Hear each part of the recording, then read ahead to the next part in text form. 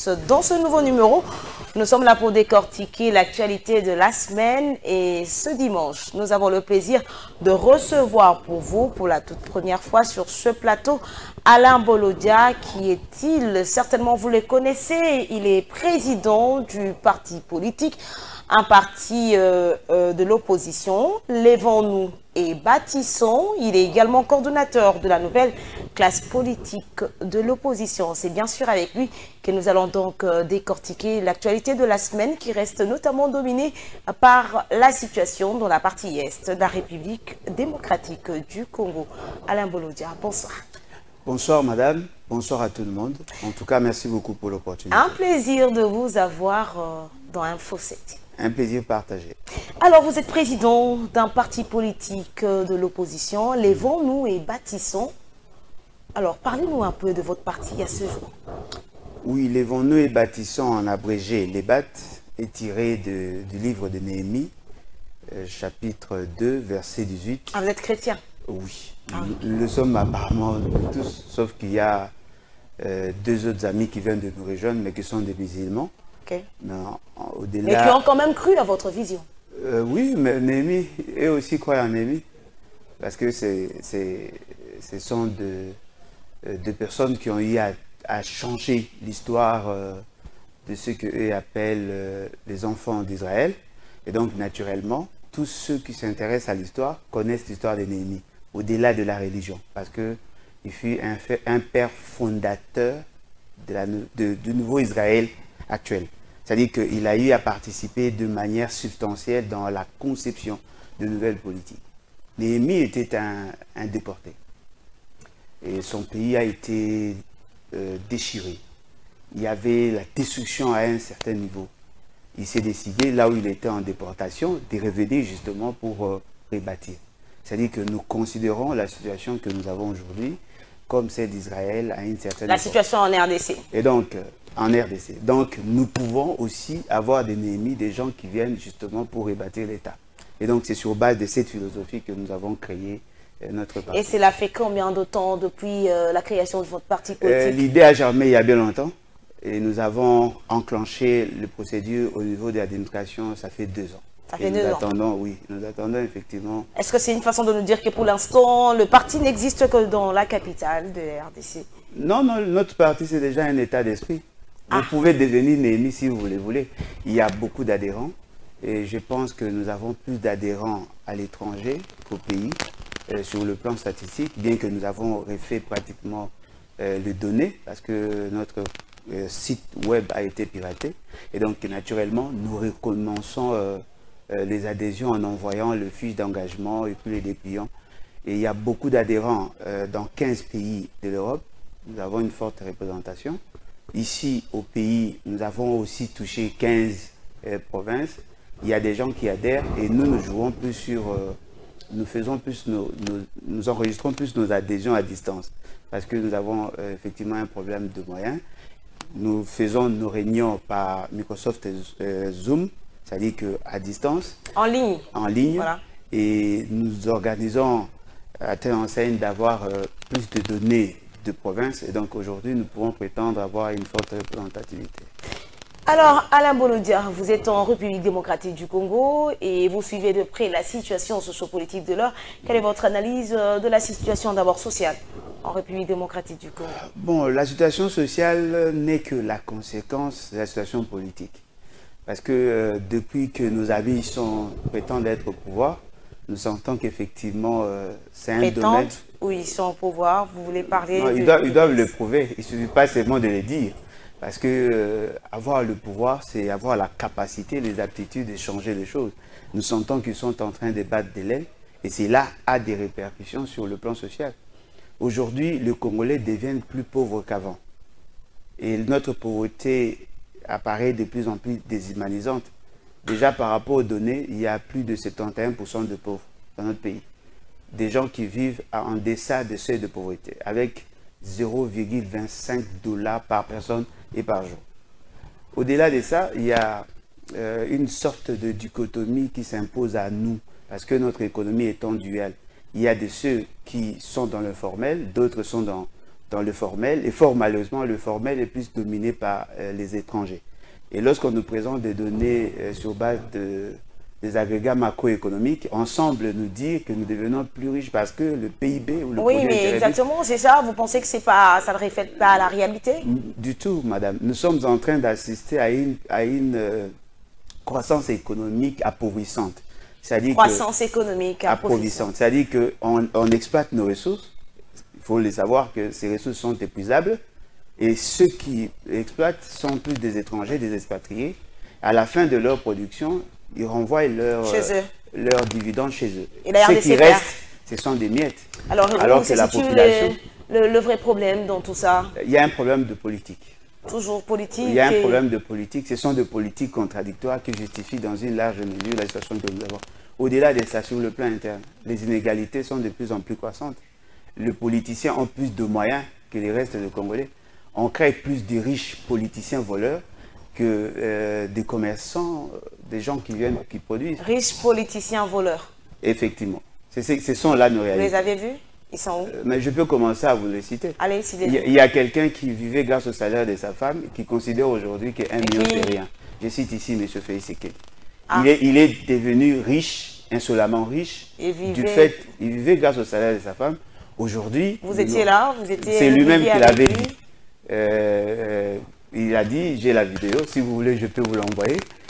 Il a dit qu'il vivait grâce au salaire de sa femme. Aujourd'hui, il considère que 1 million c'est rien. Et nous voyons l'opulence. Mais il est comme un président de la République, il reçoit un salaire. C'est comme aujourd'hui, on peut voir Alain Bolodia qui se retrouve dans une entreprise. Donc, voilà pourquoi j'ai dit qu'il est devenu riche. Voyez-vous, ce sont des réalités qui font qu'aujourd'hui, nous constations que la situation Félix Tshisekedi ne l'a pas quand même amenée, on l'a décrié, ça fait quand même des années. Est-ce que c'est par mauvaise volonté que vous voulez juste dire cela, comme si c'est Félix Tshisekedi qui avait amené cette situation, ou parce que vous êtes dans l'opposition? Non, mais s'il n'a pas amené, c'est-à-dire que c'est lui qui l'entretient.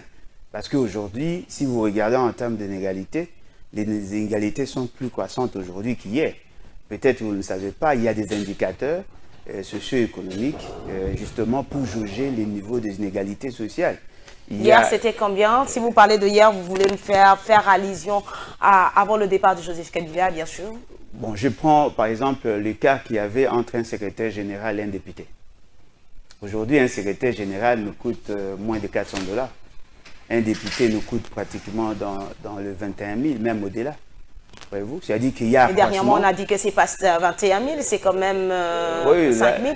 Et moi-même, j'ai vu même le bulletin de paie de... Vous avez vu le bulletin de paie ou le bulletin de la rémunération? J'ai vu quand même comment le transaction. Ouais, alors, là, vous parlez du salaire ou de la rémunération? Le président de l'Assemblée nationale, si nous pouvons faire confiance à Vital Kamerhe... Il ne le mérite pas. Kamerhe ne mérite pas. Il n'a jamais été sincère. On ne peut pas prendre le risque de faire confiance à un tel. Mais les élus ne l'ont pas contredit, si pas Martin Fayulu dans l'opposition. Si, il a été contredit avant même qu'il ne prenne la parole.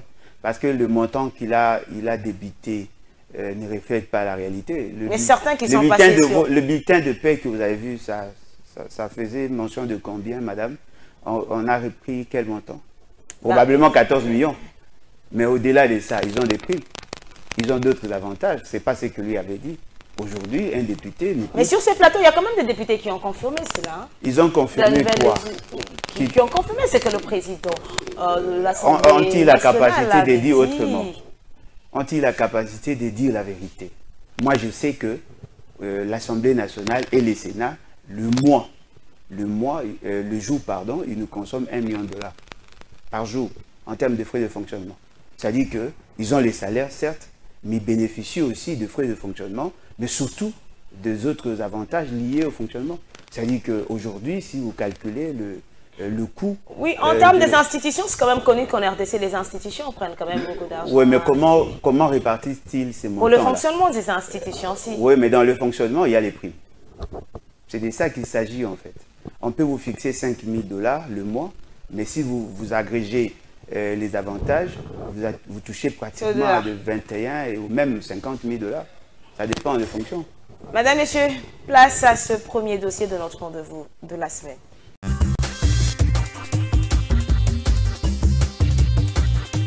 Mandat pour une durée d'1 an.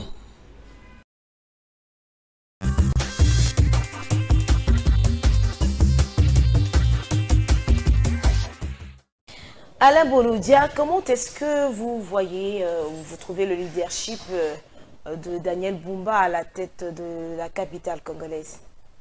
Je ne savais même pas que c'était un leader. Je sais tout simplement que c'est un gouverneur parce que je ne connais même pas sa vision. Je ne sais pas, je n'ai pas jugé sa capacité de fédérer, d'orienter, de diriger. Donc naturellement, je ne peux pas prendre le risque de le considérer comme leader. Mais ce qui est vrai, il est en train de battre des l'aile. Et je pense que... À peine arrivé, bon, c'est pas quand même trop de le dire. Non, non, il n'a pas très posé tôt des quand bons... même de le dire. Non, non, il n'a pas posé des bons actes pour que nous arrivions effectivement à tirer des conclusions du genre qu'il est apte, il est capable. Vous pouvez quand même donner une chance? Non, mais les bons actes n'ont pas été posés, madame. Vous savez, quand vous entrez en fonction, la première des choses, c'est de faire l'état des lieux. Voyez-vous, on ne sent pas ça. Il n'a pas fait l'état des lieux. C'est comme s'il n'y a personne à la tête des Apparemment, la ville n'est pas dirigée. Il n'a pas fait l'état des lieux. Et puis, deuxièmement, il y a des actions que l'on pose à très court terme. Qu'est-ce que vous avez quand même voulu le voir faire aussitôt arrivé? Non, non, par exemple, convoquer les membres de son administration, tenir des réunions techniques et stratégiques, mettre en place un plan opérationnel. Jusque-là, on ne s'entend pas. Je ne sais pas sur base de quoi va-t-il gérer la ville. L'administration n'a pas été redynamisée. Peut-être qu'il est dans les calculs, parce que le fait seulement que c'est une invention de la famille Tshisekedi, probablement qui va tenter de poser des actes en faveur de ses membres, ou sinon faire du sensationnel, attirer des gens par rapport aux politiques des CRE. Mais en réalité, lorsque vous accédez en fonction, la première des choses, il faudrait être en osmose avec ceux qui vont appliquer vos décisions. Jusque-là, cette réunion-là, je n'ai pas vu. Et puis, deuxièmement, il doit comprendre qu'il n'est plus dans la configuration, l'ancienne configuration. Aujourd'hui, nous sommes effectivement dans l'effectivité de la décentralisation. Il n'a plus la plénitude du pouvoir comme l'avait son prédécesseur. Les communes sont des entités autonomes. Il doit en prendre compte parce qu'apparemment, il risque de faire la même chose avec son prédécesseur alors que le contexte a changé et les compétences aujourd'hui sont réduites comparativement à ce qu'il y avait. Donc je sens qu'il y a un vide, il n'y a rien. Peut-être qu'on va vous séduire par des actions, des charmes, mais moi personnellement, en tant que quelqu'un... Ça ne passe pas chez vous? Non, non, ça ne passe pas. Alors, vous avez suivi quand même ces éléments qui sont passés sur Congo Télévision, la problématique des embouteillages dans la capitale de la RDC, le comportement des roulages à Kinshasa, pas d'infrastructure. Quel est votre... comment est-ce que vous analysez un peu toutes ces difficultés auxquelles font face les Kinois? Bon, le problème c'est que nous sommes tous en train de subir l'indiscipline de ceux qui sont au pouvoir. En tout cas, l'essentiel d'entre eux sont indisciplinés. Je vous prends juste des cas. Allez-y. Nous avons un code de la route qui nous exige à nous, usagers de la route, d'observer un certain nombre de choses. Parmi ces choses, il y a la détention d'un permis de conduire. Il ne peut conduire que celui qui a un permis de conduire. Les permis de conduire qui n'existent même pas. Pour un pays comme la RDC. Effectivement, mais il y a des permis de conduire qui permet à certains pays de se faire un peu de l'argent. Non, mais bien évidemment, je peux vous démontrer, l'ancien ministre aux Finances a dit, avec les permis de conduire, le gouvernement pouvait s'attendre à 300 millions de dollars. Voyez-vous? On n'en a pas. Mais il y a des gens qui conduisent. J'étais quand même outré de voir M. Félix qui conduit sans permis de conduire. Voyez-vous? Alors, comment un premier des citoyens peut-il marcher sur le droit alors que ça fait partie de normes sociétales? Quand nous avons fustigé le fait qu'il n'avait pas de permis de conduire, c'est en ces moments-là qu'on a pris le moratoire. Depuis que le moratoire a été pris jusqu'à aujourd'hui, il n'y a pas de permis. Ne dites pas que nous sommes incapables de oui, mais ça, c'est quand même une situation qui inquiète plus d'un Congolais. Qu'est-ce qui bloque la RDC à lancer des permis alors qu'on a autant de véhicules? Vous êtes dirigé par des indisciplinés. Il n'y a pas que ça, madame. Il y a un problème de carte rose.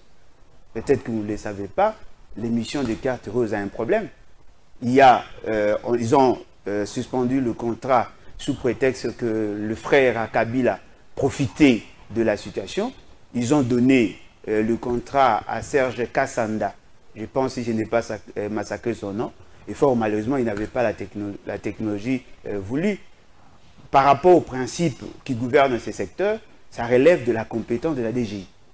Et la DGI avait signé effectivement un contrat avec une compagnie à capital allemand, je pense Ouch Congo, qui devrait en réalité délivrer le carte rose et les plaques d'immatriculation. Il y a de stock des plaques d'immatriculation dans le pays, mais on préfère aller produire en Chine. Et nous voyons comment ils sont en train de dupliquer le même numéro. C'est-à-dire qu'il y a de l'indiscipline dans le chef de ceux qui vous gouvernent. Et naturellement, ça ne peut que justifier ça. Pas ceux qui vous gouvernent, parce que vous êtes vous-même. Moi, je ne pense pas que ces pays est gouverné. Il y a des profiteurs, des gens qui en profitent, mais je ne vois pas la gouvernance en tant que telle. Le problème des embouteillages, oui. Le roulage. Madame, qui respecte le code de la route dans ces pays? Personne. Et surtout, les roulages ne connaissent même pas quand est-ce qu'il y a infraction, quand est-ce qu'il y a... Eux-mêmes, pour la plupart, ils ne maîtrisent rien. Non, mais comment sont-ils recrutés, madame? Ce sont des recommandés dans la plupart des cas. Voyez-vous, tout le monde veut être au roulage. Tout le monde est en train de réguler la route. Et il faut aussi souligner quand même que certains roulages ne sont pas venus avec l'avènement de Félix Tshisekedi. Hein. Oui, donc il est incapable même de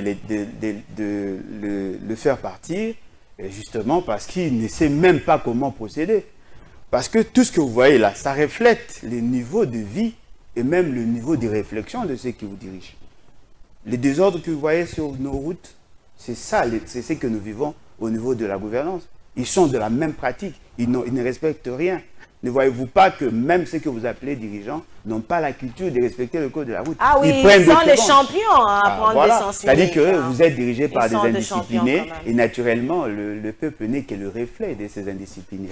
Mais Alain Bolodia, à vous entendre parler, vous tirez un peu trop pour responsabiliser les présidents de la République. C'est vrai que donc il n'est pas responsable de rien du tout. Laissez-moi finir. C'est vrai que c'est lui le premier citoyen et on dit toujours qu'il n'y a pas de mauvaise troupe, il n'y a que des mauvais chefs. Mais la situation dans laquelle la RDC évolue, vous pensez que c'est par un bâton magique que Félix Tshisekedi devrait du coup changer les choses? Non, s'il imposait la discipline déjà à son niveau, ça allait influencer. Vous ne pouvez pas demander à vos enfants de rentrer avant 19 h alors que vous-même vous rentrez à 23 h. Même s'ils rentrent à 22 h, qui va vous le dire? Parce qu'il peut y avoir complicité. Commencez d'abord à respecter les lois de la République et il y aura des effets d'induction pour les autres. Lui-même n'est pas respectueux de nos textes. Il n'a jamais respecté la Constitution. Alors, il ne respecte pas à quel niveau a-t-il violé la Constitution? Vous oubliez qu'il avait suspendu l'installation du Sénat, madame? Apparemment, vous oubliez.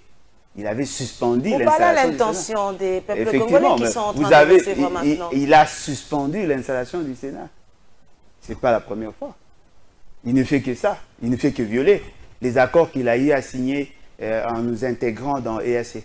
C'était en violation de l'article 213, 214, 215 de notre Constitution. Il ne fait que ça. Félix Tshisekedi n'a jamais respecté notre Constitution. Jamais. Il n'a jamais respecté nos lois. Et c'est ce qui justifie que les autres... Mais il a quand même respecté en organisant les élections dans le délai constitutionnel. Ah, il a organisé les élections.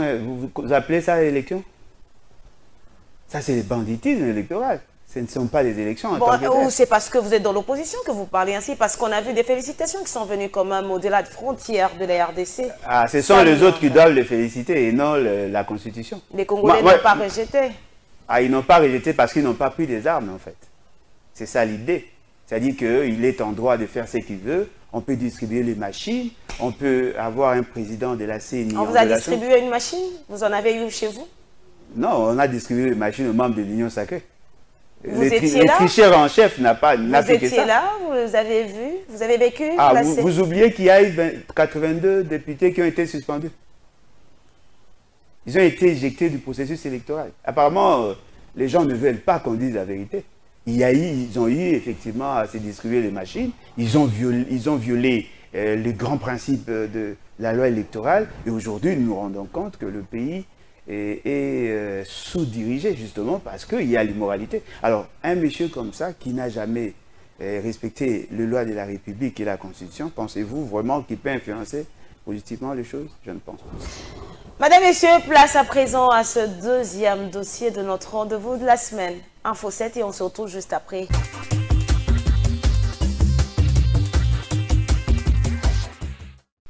Pourquoi? Parce que la Bible est claire. Et surtout à notre époque, à notre temps, Dieu nous a aidés d'avoir un chef de l'État qui est rempli du Saint-Esprit. Un chef de l'État qui respecte Dieu. Un chef de l'État qui a pris toute une nation et qui a dit: Dieu, je te remets le Congo, viens t'asseoir, viens trôner en République démocratique du Congo. L'Église doit être fière. Et l'Église doit même se dire: Dieu nous a mis à l'épreuve. Que quand il nous donne une autorité politique de ce genre, c'est savoir comment nous allons réagir. Quelle sera notre position? Comment nous allons montrer notre soutien? Soutenir un chrétien qui est politiquement élevé, ça n'a rien à voir avec les djalelo. Ça a à voir avec la vérité de la Bible qui dit: faites du bien à tout le monde, mais surtout à vos frères dans la foi. Et maintenant, si vous avez un président de la République qui est votre frère dans la foi, vous allez lui faire du mal? Vous lui ferez du bien. Et une façon aussi de lui faire du bien, c'est de lui présenter une église unie.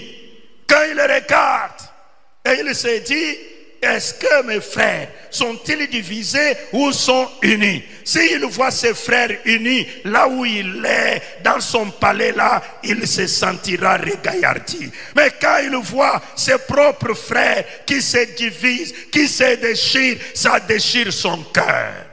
C'est ainsi, en tant que partenaire de l'État, nous comme Église, le moment que l'État présente des éléments qui puissent nous permettre de dire, comme la Bible dit, Dieu est un Dieu d'ordre, et que le gouvernement dit: voilà ce que nous pensons pour que l'ordre puisse régner, parce que là où il y a l'ordre, même le développement aussi peut s'en suivre. C'est ainsi. Vous remercier pour l'accueil. Après mes premiers mots, je vais adresser à son Excellence, Monsieur le Gouverneur Daniel Bumba. Merci pour la confiance qu'il a placée en moi. Nous allons mettre toute notre énergie au service exclusif des Quinoises et des Quinois. Nous allons travailler dans la vision de son Excellence, Monsieur le chef de l'État, Félix Antoine Tshisekedi Tshilombo. Les défis, vous l'avez dit, sont immenses. Défis en termes d'assainissement, défis en termes de mobilité, défis en termes de sécurité. Les Quinois attendent de nous des réponses concrètes, immédiates, rapides et pragmatiques à tous ces défis. Nous avons des défis aussi en termes d'assainissement des comptes publics. Il faudrait que les comptes de la ville soient des comptes propres, soient des comptes qui fassent confiance aux créanciers. Il y a plusieurs défis, comme vous l'avez dit, et la République, l'État est une grosse machine. Il faut que les gens qui travaillent pour l'État soient mis en condition de donner le meilleur d'eux-mêmes. Donc nous serons quand même aussi regardants par rapport au traitement, par rapport à tout ce qui a été perçu comme des injustices ailleurs. Bref, encore une fois, c'est par ces mots que je vais demander que tous les collaborateurs, vous avez parlé du personnel politique, mais aussi le personnel administratif, qui a aussi beaucoup souffert pendant ces années, beaucoup d'arrivées de salaire, de discordance dans les primes et tout ça. Son Excellence, Monsieur le Gouverneur, sera attentif à ce qu'il y ait une justice sociale. Ce que nous promettons, c'est de travailler dans la bonne gouvernance, travailler dans la concorde, pour que seul l'intérêt des Quinois prime dans la prise de décision. Alain Bolodia, aujourd'hui Israël Moutala, un journaliste et directeur de cabinet. Et cet homme qui est connu pour ses valeurs peut tout de même apporter un plus dans la gestion de Daniel Bumba. Bon, s'il est connu pour ses valeurs, certainement de valeurs journalistiques, il n'est pas connu comme politicien. Aujourd'hui, il assume une fonction politique, ce qui veut dire qu'il doit prouver de quoi il est capable. Mais ce que je constate, l'essentiel des journalistes envie le politicien. Faites tout simplement la politique au lieu de faire semblant d'être journaliste et après c'est vous. Non mais c'est pas quand même interdit un journaliste de devenir politicien. Ouais, mais si vous devenez carrément le politicien, parce que quand vous passez à la télé, quand vous critiquez les gens, on sent qu'effectivement vous êtes des militants. Ce qui est vrai, on peut être un bon journaliste et être un piètre directeur de cabinet. Il doit nous prouver qu'il est capable, mais au-delà de tout, son chef direct a un problème de crédibilité. Son chef direct dans Son chef, c'est-à-dire le gouverneur, a un problème de crédibilité.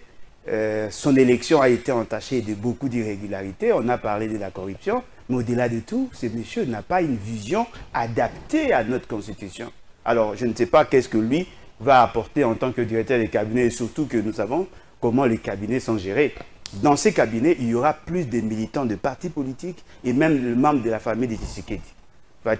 Sera-t-il en mesure de donner des orientations à ces cabinets où lui est supposé ne pas être membre du l'UDPS? Il a promis de faire Kinshasa Kin Label, donc par son slogan Kin. Ouais, c'est un slogan. C'est un slogan. Donc il va certainement travailler sur... Non, mais il va travailler, il n'a pas assez de pouvoir. Parce que déjà au départ, lui-même n'est pas un homme libre. Voyez-vous, si le gouverneur était un homme libre, à même de prendre certaines décisions, même à contre-courant de son parti, on allait comprendre. Mais il l'a fait, vous n'avez pas entendu qu'il a mis, nommé des ministres alors que son parti politique n'était même pas au courant. Non, c'est faux. Kabouya l'a dit. Non, c'est faux. Ça, c'est ce qu'on vous dit. L'essentiel de ceux qui ont été nommés ont été des recommandés. C'est faux. Vérifiez. Et déjà, d'ailleurs, madame, il a nommé 20 personnes aux membres du gouvernement, alors que la Constitution et la loi insistent sur 10. C'est-à-dire que c'est déjà quelqu'un qui ne respecte pas la loi. Mal parti. Et donc, déjà, il a un problème de crédibilité parce qu'il n'a pas été bien élu. Et puis, deuxièmement, il ne veut pas respecter la norme. Et donc, en délinquant, il va trouver des gens qui vont s'y opposer et certainement qu'il va échouer lamentablement. Alors, vous avez suivi le message de l'archevêque de l'église du Réveil du Congo qui dit la véritable église n'a jamais été dans l'opposition. Donc oui. Là, ce sont le propos de l'archevêque Ejiba Yamapia qui demande aux chrétiens de soutenir Félix Antoine Tshisekedi qui est un envoyé de Dieu. Vous avez suivi? Oui, mais effectivement, il a raison. L'église n'a jamais été du côté de l'opposition, mais du côté de la vérité.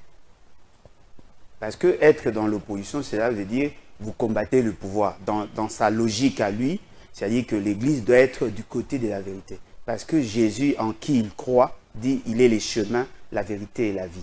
Mais attention, si vous dites à la population de soutenir Félix Tshisekedi, mais il ne faut pas soutenir la personne de Félix Tshisekedi, il faut plutôt soutenir la vision. Peut-il nous dire la vision de Félix Tshisekedi? Parce que le problème, c'est que nous ne sommes pas dans la théocratie. Non, la Bible ne parle pas de Félix Tshisekedi. Non, on parle d'autorité. Oui. Mais ici, nous parlons du pouvoir.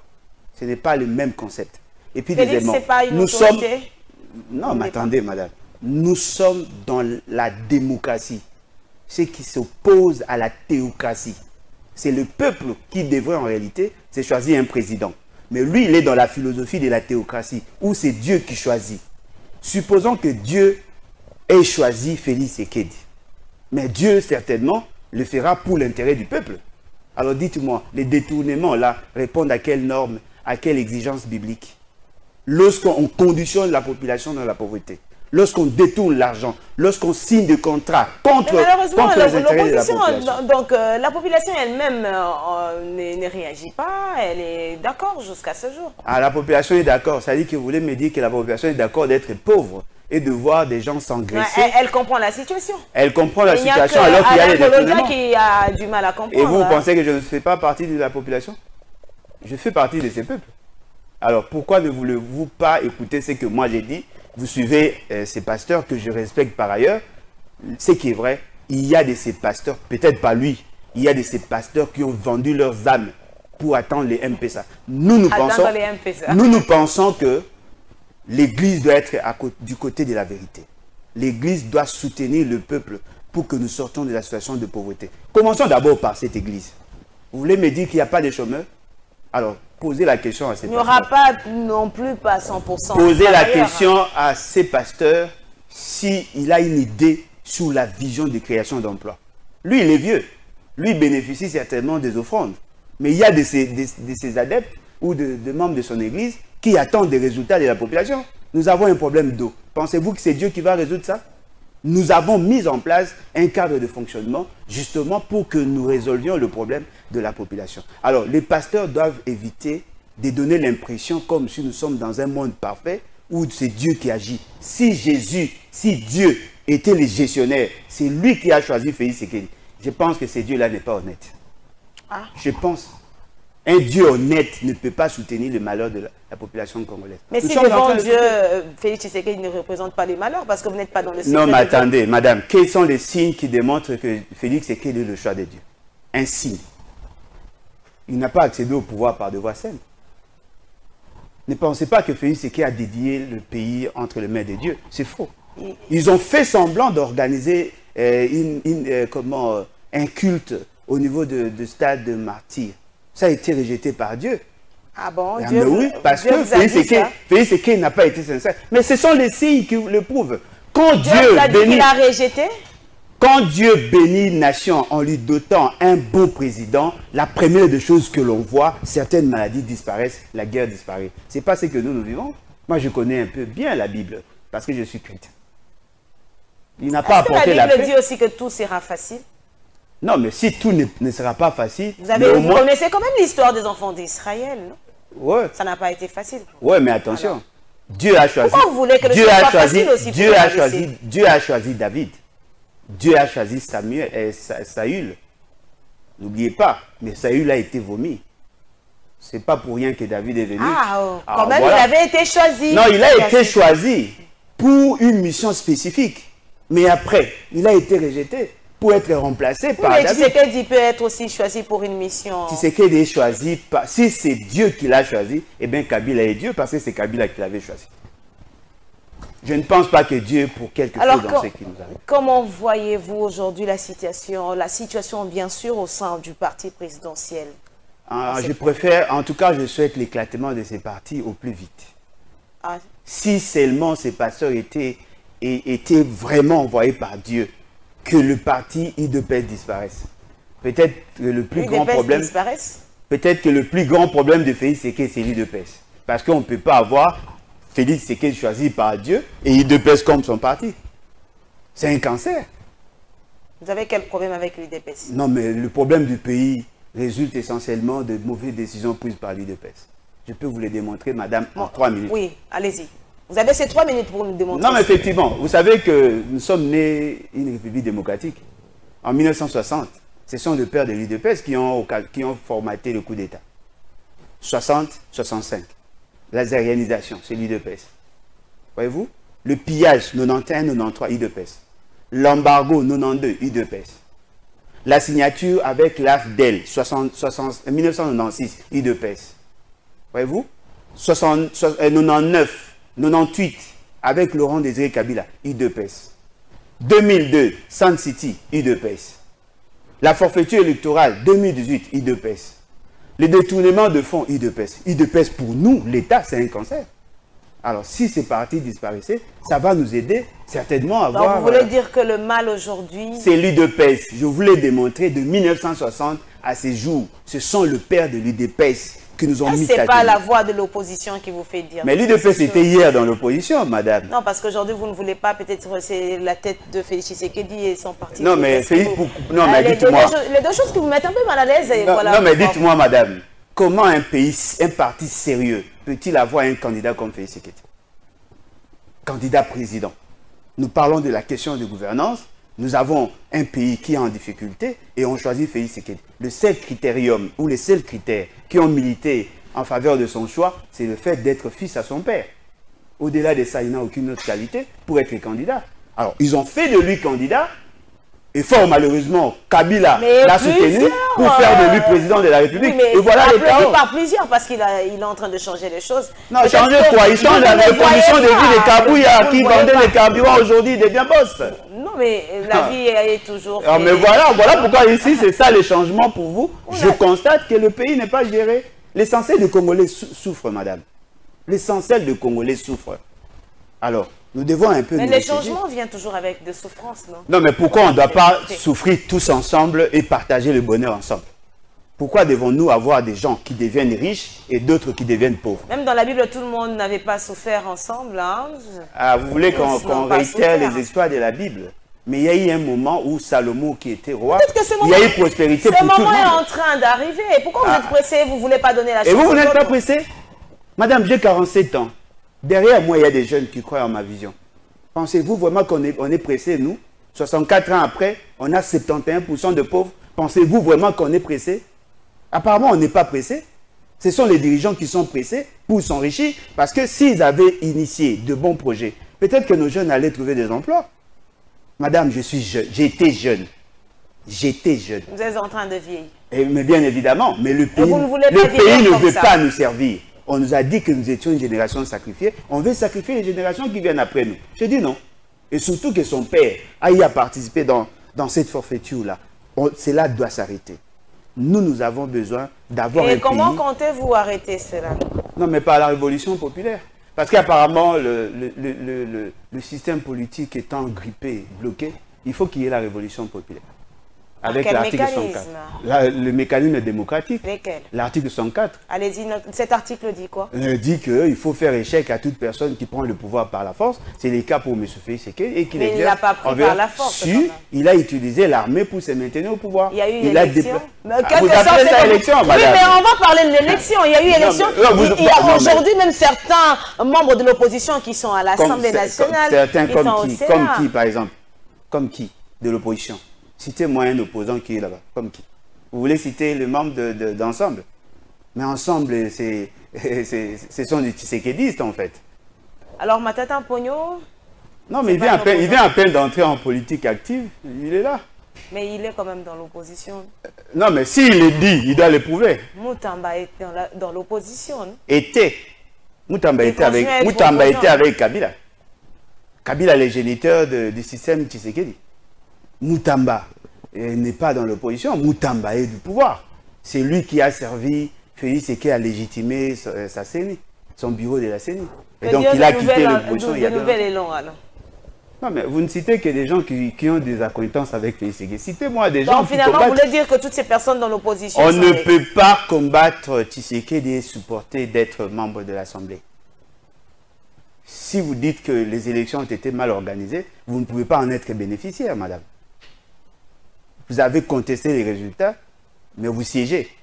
C'est antinomique. Alors, moi je pense que nous devons nous ressaisir. Vous savez, tel que je suis là, tel que vous me voyez là, je suis prêt à tout faire pour libérer mon pays. Je vous Alain dis, Bolodia, je vous dis, les mots? Vous êtes prêt à tout faire? Je suis prêt. Vous constituez un danger pour le pays. Alors. Ah, le pays, c'est-à-dire si on combat les antivaleurs, on constitue un danger. Non, dire peut-être faire selon l'esprit de la Constitution, c'est autre chose. Tout faire. Mais dire tout ça, madame, je vous l'ai dit, quand même un danger pour ce pays. Non, pas pour le pays.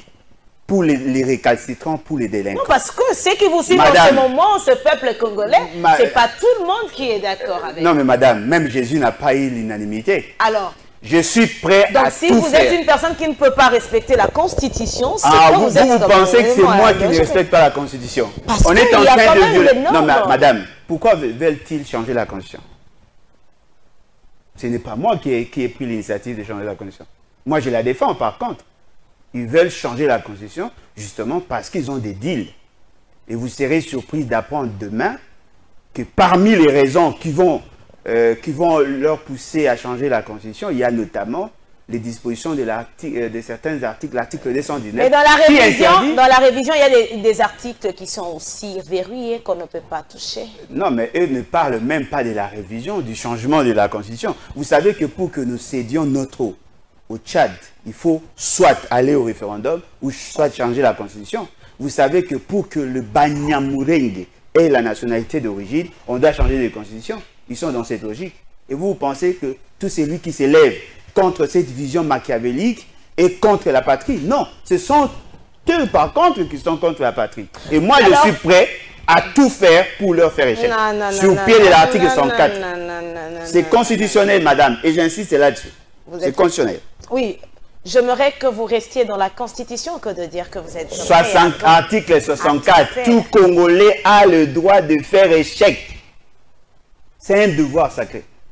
Alors, Alain Bolodia, Martin Fayoulou, aujourd'hui favorable à un dialogue. C'est votre cas aussi. Non, mais apparemment, il a toujours été favorable au dialogue parce que c'est lui qui était le premier à faire une proposition de plan de sortie de crise. C'est ça sa vision. Il va dialoguer avec qui? Mais comment vous allez imposer votre vision, les vont-nous pour la Constitution, madame. Alors, si vous ne voulez pas dialoguer, le dialogue est toujours on va dialoguer avec qui? S'il nous précise avec qui on doit dialoguer, peut-être. Vous devez dialoguer avec ceux qui gèrent. Toutes les forces politiques doivent dialoguer quand même. Non, mais toutes les forces politiques, oui, mais il faudrait d'abord établir des responsabilités. Il faudra aussi savoir sanctionner. Si les Vons-nous et Bâtissons, votre parti est une force politique. Hein. Non, mais la force, quand vous parlez de la force politique, c'est-à-dire qu'on n'est pas héritier en fait. On n'a pas hérité d'un parti politique ou on n'a pas hérité d'un siège. Si c'est ça la force d'un parti politique, je suis désolé. Un parti politique, c'est d'abord une vision, une philosophie. Et c'est cette philosophie que je viens de partager avec vous. Madame, Messieurs, place à ce dernier dossier pour parler de la situation dans la partie est de la République démocratique du Congo.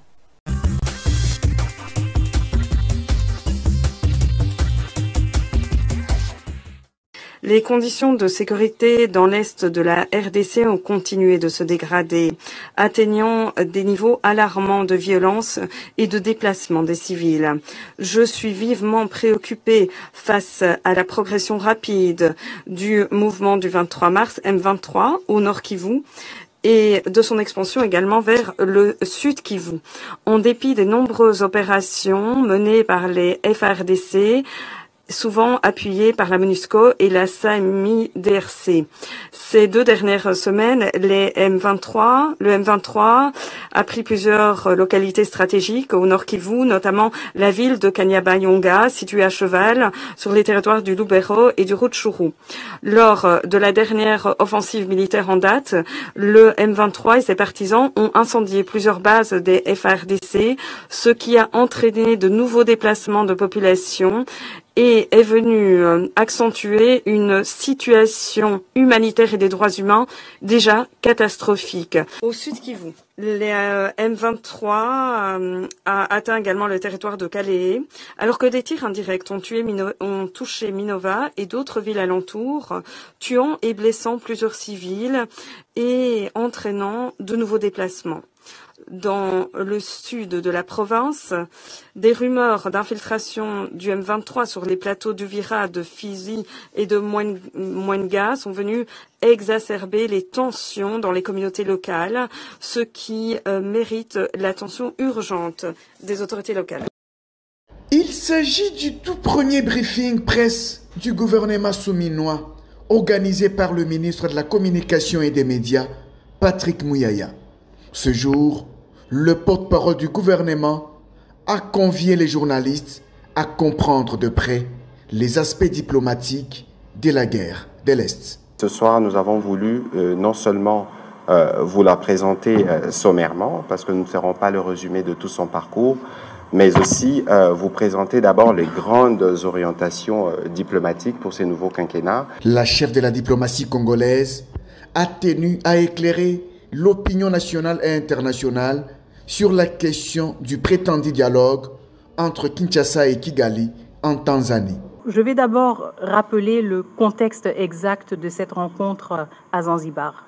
Il s'agissait d'une retraite ministérielle entre les États membres de la East African Community. Il ne s'agissait pas d'une rencontre dans un cadre décisionnel, mais une retraite de réflexion qui portait sur plusieurs sujets, pas uniquement la question de l'Est de la République démocratique du Congo, mais même la mise en œuvre de différents instruments de la East African Community. Pourtant, le Rwanda avait déjà communiqué là-dessus en parlant d'un dialogue avec décision. Patrick Mouyaya parle d'un mensonge. Nous avions des discussions ici avec votre prédécesseur, Madame la ministre d'État, qui aussi a dénoncé cette pratique où même quand vous êtes dans des discussions informelles, cette tendance à surcommuniquer, parce que lorsque vous regardez les photos qui ont été publiées, vous n'avez même pas l'impression que notre collègue du gouvernement qui était sur place était au courant que ces photos étaient en train d'être prises pour avoir l'utilisation qui a été celle-là. Mais nous connaissons l'empire du mensonge, le pays de la manipulation. Pour Thérèse Kaikwamba, le processus de Luanda reste le seul cadre pour désamorcer la crise. Nous sommes allés à Zanzibar avec un message clair, une position claire qui a toujours été la nôtre. Les discussions sur l'Est de la RDC ont un cadre et un seul cadre unique, c'est le processus de Luanda. Un processus qui a été mandaté par l'Union africaine, un processus qui a reçu l'aval du Conseil de sécurité des Nations Unies. Donc, si le Rwanda, s'ils s'aventurent à spéculer, ça c'est leur problème. Nous avons été clairs et nous restons clairs. Nous reverrons le Rwanda uniquement et seulement à Luanda. La ministre des Affaires étrangères a soutenu que la pacification de la partie est de la RDC reste la priorité des actions diplomatiques qu'elle mènera durant son mandat. Alain Bolodia, aujourd'hui, la situation sécuritaire continue à inquiéter plus d'un Congolais. Les M23 signalés de plus en plus dans l'est de la RDC, précisément dans la province du Sud Kivu, alors qu'on nous parle d'un côté de la montée en puissance de l'armée congolaise. Oui, en fait, ceux qui vous gèrent ne font que mentir. Ils ne veulent pas que l'on vous dise des vérités. Apparemment, l'État n'est pas en mesure de nous sécuriser. Ce n'est pas seulement dans la partie Est, c'est partout. Voilà pourquoi vous trouvez Félix Tshisekedi, qui est le chef ou le symbole de l'unité nationale, est sécurisé par les étrangers. Ce que je comprends que M. Félix Tshisekedi et sa cohorte sont dans le deal. C'est-à-dire qu'ils sont là justement pour nous endormir. Parce que si vous faites la chronologie des faits, vous allez vous rendre compte que les choses se sont amplifiées dès l'entrée de M. Félix Tshisekedi en fonction. Pendant son discours d'assermentation... Donc vous voulez dire que Félix Tshisekedi ne devrait pas s'intéresser à la question sécuritaire? Non, je voulais dire qu'il ne veut pas s'intéresser aux vrais problèmes de Congolais, justement parce qu'il fait partie du problème. Et je peux vous les démontrer, madame. Déjà, dès l'entame, il a fait une déclaration disant que nous allons entrer dans EAC. Vous savez, EAC, c'est une vision de Julius Nyerere qui était le président de la Tanzanie vers les années 64, 65, 69. Ils ont eu à développer cette vision et créer, n'est-ce pas, en 1969, ce que vous appelez EAC, dans le seul objectif d'en faire de tous les membres un État fédéral. Ils n'ont pas pris tout le Congo, mais dans leur vision, ils prennent une partie du Congo. C'est-à-dire en commençant par Otuile, Ituri, jusqu'au niveau de Tanganyika. C'est ce qu'eux ont présenté comme carte de l'État fédéral de l'Est. Alors, comment pouvions-nous entrer dans une telle organisation? Alors que les visées étaient justement de créer un État où on allait être ampité d'une bonne partie. Alors, comment est-ce que Félix Tshisekedi ne voudrait pas que la paix redevienne alors qu'on l'a vu quand même mener une diplomatie? C'est de l'hypocrisie, ce n'est pas de la diplomatie, et c'est qui a poussé quand même aujourd'hui plusieurs pays à reconnaître que c'est le Rwanda qui madame, on a reconnu la présence du Rwanda il y a bien longtemps. Mais on ne pouvait pas dire que c'était le Rwanda. Soyez quand même sincère. Non, mais je le suis, madame. Non, mais dites-moi un peu. Avec l'avènement de Félix Tshisekedi, c'est tout le monde dans le coin qui peuvent parler. Le coin et les recoins, vous pensez que moi j'ai commencé à citer le Rwanda parce que Félix Tshisekedi est en fonction? Nous avons commencé à citer le Rwanda depuis 1996. Oui, vous citez le Rwanda, mais c'était difficile même pour la communauté internationale de parler du Rwanda. Bon, madame, avez-vous déjà pris le soin de lire l'accord d'Addis Abeba? Il y a eu des engagements dans le Rwanda et que le Rwanda a eu à prendre. Le Rwanda a posé sa signature parmi les autres États. Et vous savez ce qu'on a demandé à Rwanda? D'éviter de s'ingérer sur ces questions et de soutenir le M23. Il y a eu le rapport de Nations Unies, du secrétaire général des Nations Unies, dont la base technique était le rapport de la MONUSCO, citant nommément l'implication, le Rwanda et son implication. On a pris la résolution 2098 par le Conseil de sécurité, où on interdisait au Rwanda de soutenir les M23. Et vous pensez que le M23 aurait été défait, pourquoi? Parce que la communauté internationale avait pointé du doigt le Rwanda. Ce qu'on vous dit là, c'est faux. Mais moi, je vous dis, le M23 actuel a été créé avec la bénédiction de Félix Tshisekedi. En 2019, dès qu'il est entré en fonction, il a pris une série de décisions. Il a d'abord désigné M. Claude Ibalanke, lui qui était le coordonnateur du comité de suivi de l'accord d'Addis Abeba. Oui. Ce monsieur a signé un accord avec Bisimwa, Bertrand Bisimwa, en Ouganda. Cet accord contesté et contestable. Quelques jours après, Félix Tshisekedi a pris une ordonnance graciant le membre du M23, qui était en prison par ailleurs. Il les a graciés au mois d'avril 2019. Il les a graciés. Et ce sont ces gens-là qui sont aujourd'hui en opération contre nous. Parce que c'est lui qui est le chargé des opérations et renseignements du M23. Il était en prison condamné à perpétuité. Il a été gracié par Félix Tshisekedi. Ils ont été ici, ils ont été reçus. Ils connaissent tout ce que nous faisons là. Et à chaque fois, M. Félix Tshisekedi envoie ses émissaires pour aller parler avec eux. Alors, aujourd'hui, quelle stratégie pour riposter Il n'y a que l'éveil de conscience, que tous les Congolais s'élèvent pour que nous combattions les ennemis tant de l'intérieur que de l'extérieur. Donc la réponse à la paix ne viendra jamais de l'extérieur. Madame, il faut combattre les ennemis de l'intérieur et de l'extérieur, et je suis sûr et certain que ça va bouger les lignes. Et ce combat que vous demandez là, ce sera de quelle façon? Non mais l'article 63, moi je ne suis que dans la Constitution. L'article 63 dit quoi? Dit qu'on doit défendre notre intégrité territoriale. En faisant quoi? En prenant tous les moyens qu'il faut. Donc il faudra que tous les Congolais aujourd'hui prennent des armes. Et pourquoi pas? Et pourquoi pas? On doit se battre. Vous avez envoyé combien de vos enfants dans l'armée? Et vous pensez, je n'envoie pas mon enfant, moi-même je suis là. Je vais me battre pour défendre l'intégrité. Mais Félix Tshisekedi n'a pas envoyé ses enfants non plus. Mais moi je suis là, je suis prêt à me battre pour défendre l'intégrité territoriale. Mais allez-y voir, alors allez accepter alors ce recrutement. Recrutement pour aller être envoyé sans nourriture, sans ration, et pour aller combattre, faire semblant de combattre les ennemis, les amis de Félix Tshisekedi? Non. Nous allons combattre les ennemis de l'intérieur et de l'extérieur. Nous sommes prêts. Attention, je me suis déjà battu une fois. Je le ferai pour la deuxième fois. Mais oui. C'était à quelle occasion? En 1998, c'est nous qui avons pris en charge le Rwandais ici, dans cette ville. Vous? Et nous? Alain Bolodia était parti? Oui, j'étais là. Il y a même des vidéos, je suis passé dans plusieurs chaînes internationales. J'étais là. Et ne pensez pas que ça sera la première fois. Madame, essayez un peu de vous imaginer. Vous savez que les 2 345 409 km dont vous faites souvent allusion, il y a les territoires aussi de mon grand-père. Peut-être que vous ne le savez pas. Ma famille est centenaire. Voyez-vous, mon père est né en 1918. C'est-à-dire que mon grand-père est né en 1884, avant l'avènement de l'homme blanc, officiellement.